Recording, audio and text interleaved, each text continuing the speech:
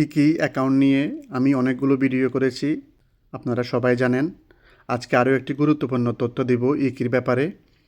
বাহরাইনে যারা কোম্পানিতে কাজ করেন, যারা একবারে দেশে যাওয়ার পরিকল্পনা করতেছেন, এসআইওতে যে টাকাটা পাবেন ওই টাকার জন্য ইকির মাধ্যমে যখন অ্যাপ্লাই করবেন তখন আপনাকে আইব্যান নাম্বার এবং আইব্যান সার্টিফিকেট দিতে হবে, সিপিআর দিতে হবে, পাসপোর্টের ফটোকপি দিতে হবে।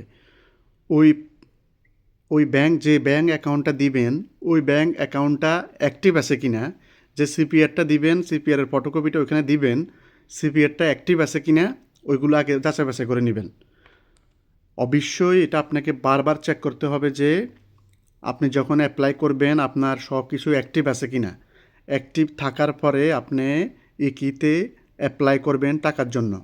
যদি অ্যাক্টিভ না থাকে আপনি দেশে যখন চলে যাবেন তখন ওই টাকাটা আর পাবেন না।